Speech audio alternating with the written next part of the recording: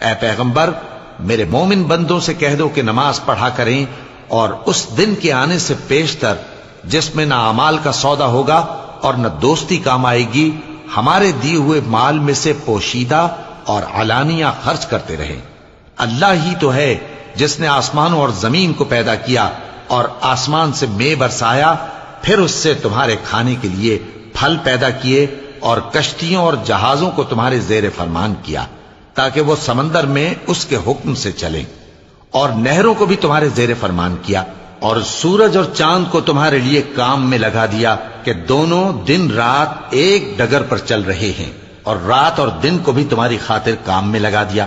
اور جو کچھ تم نے مانگا سب میں سے تم کو عنایت کیا، اور اگر اللہ کے احسان گننے لگو تو شمار نہ کر سکو، مگر لوگ نعمتوں کا شکر نہیں کرتے۔ کچھ شک نہیں کہ انسان بڑا بے انصاف ہے، ناشکرا ہے۔ اور جب ابراہیم نے دعا کی کہ اے میرے پروردگار اس شہر کو لوگوں کے لیے امن کی جگہ بنا دے اور مجھے اور میری اولاد کو اس بات سے کہ بتوں کی پرستش کرنے لگیں بچائے رکھیو، اے پروردگار انہوں نے بہت سے لوگوں کو گمراہ کیا ہے، سو جس شخص نے میرا کہا مانا وہ میرا ہے، اور جس نے میری نافرمانی کی تو تو بخشنے والا ہے، مہربان ہے۔ اے پروردگار میں نے اپنی اولاد ایک وادی میں جہاں کھیتی نہیں تیرے عزت و ادب والے گھر کے پاس لا بسائی ہے، اے پروردگار تاکہ یہ نماز پڑھیں، سو تو لوگوں کے دلوں کو ایسا کر دے کہ ان کی طرف جھکے رہیں، اور ان کو میووں سے روزی دیتے رہنا تاکہ تیرا شکر کریں۔ اے پروردگار جو بات ہم چھپاتے اور جو ظاہر کرتے ہیں تو سب جانتا ہے، اور اللہ سے کوئی چیز مخفی نہیں، نہ زمین میں نہ آسمان میں۔ اللہ کا شکر ہے جس نے مجھ کو بڑی عمر میں اسماعیل اور اسحاق بخشے، بے شک میرا پروردگار دعا سننے والا ہے۔ اے پروردگار مجھ کو ایسی توفیق عنایت کر کہ نماز پڑھتا رہوں، اور میری اولاد کو بھی یہ توفیق بخش۔ اے پروردگار میری دعا قبول فرما۔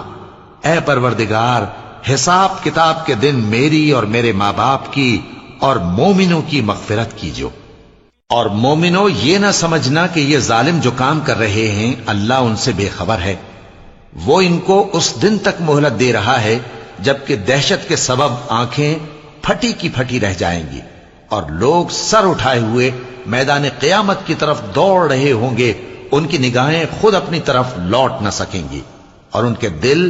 مارے خوف کے ہوا ہو رہے ہوں گے۔ اور لوگوں کو اس دن سے آگاہ کر دو جب ان پر عذاب آ جائے گا، تب ظالم لوگ کہیں گے کہ اے ہمارے پروردگار ہمیں تھوڑی سی مہلت عطا کر تاکہ ہم تیری دعوت توحید قبول کریں اور تیرے پیغمبروں کے پیچھے چلیں۔ تو جواب ملے گا کیا تم پہلے قسمیں نہیں کھایا کرتے تھے کہ تم کو اس حال سے جس میں تم ہو زوال نہیں ہوگا؟